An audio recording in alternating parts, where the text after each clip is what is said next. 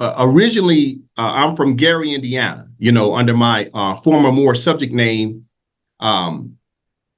raised in a, bad city. Gary was bad back then when I was living there. And my family got me up out of there after I had quite a few run-ins and, messing around with gangs as a youngster. But eventually in my adult years, I served in the United States Army. From there, I got a job with the Federal Bureau of Prisons, right? I was working in the prison system, almost like a prison guard. I did that for about 15 years. So I was in the Army for 3 years. Then I worked in the Federal Bureau of Prisons for about 15 years, right? Basically as a correction officer. From there, I started to get into residential real estate. So I got a real estate license to sell houses, to help, buyers and sellers, et cetera. And when you go to get your license as a real estate broker, not a real estate agent, but a broker, you have to take additional credit hours of law. And I found that law was very intriguing to me, even when I took the class to become a broker versus an agent. I had a higher status as a broker. And what that means, brokers have a right to fill in certain contracts. They could perform certain small levels of law, right? As long as they stay within the contract of fill in the blank areas, right? Anyway, from a real estate agent, or i.e. broker, I went into commercial real estate, which dealt with more high-end contracts. You started dealing with attorneys. So I started working with attorneys, and I started seeing how they were drafting letters of intent, how they were putting together contracts. And that really intrigued me on how attorneys approach things in the strict sense. From commercial real estate, I went into what's commonly known as mergers and acquisitions, where I was starting to sell businesses and buildings. Now I could always still sell houses because I had that skill set, but I started getting into mergers and acquisitions. And when you deal with mergers and acquisitions, you start dealing with even more attorneys. Okay. And you start dealing with contracts, constantly dealing with contracts. So I built up this expertise on how to deal with contracts, right? From the first page to the last page in the strict sense.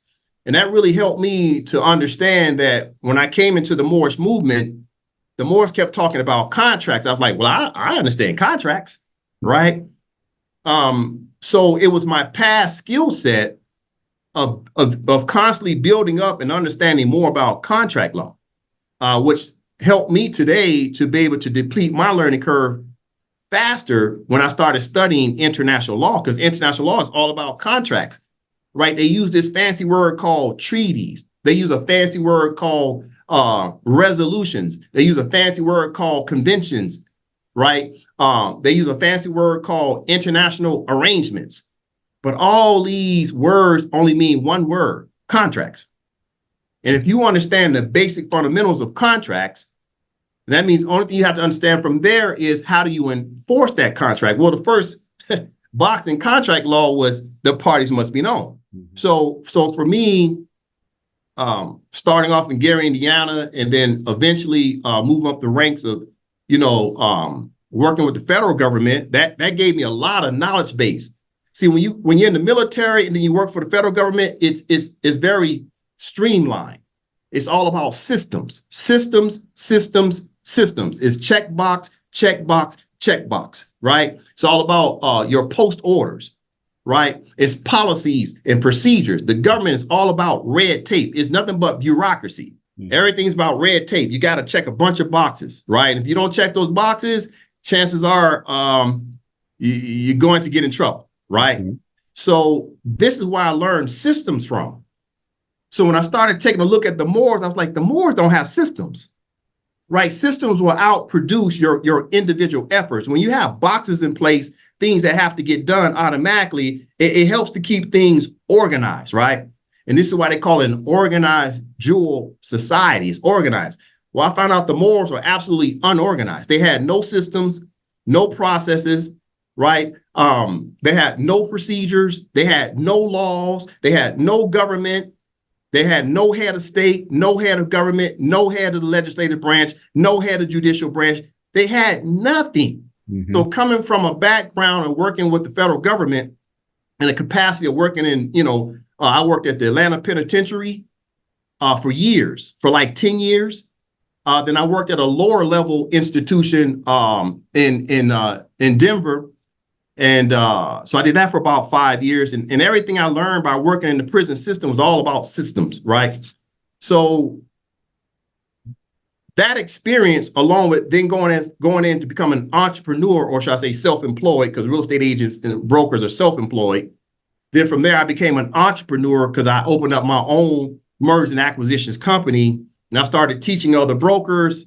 And eventually I started to want to invest my money into other companies, et cetera, to become a full-blown entrepreneur. That way I would have companies working for me instead of me working for the companies as their broker. Anyway, long story short,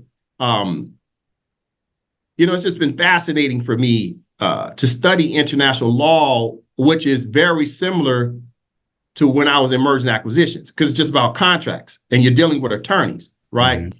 So it's helped me to deplete my curve very quickly to study international law, to study the Moroccan treaties, and to figure out, okay, what's the procedure on how do you enforce these treaties? See, it's one thing to know about the treaties, but the next question is, okay, how do you enforce it? But that's called procedure. Mm-hmm. So my background, my professional background and occupational working with the government taught me procedure. What was missing all the time? I didn't know the law. I didn't know international law. I didn't know Moroccan law. Mm-hmm. So that's the thing I had to learn. So once I put together the law and the procedure, that's what started to help us move forward much faster.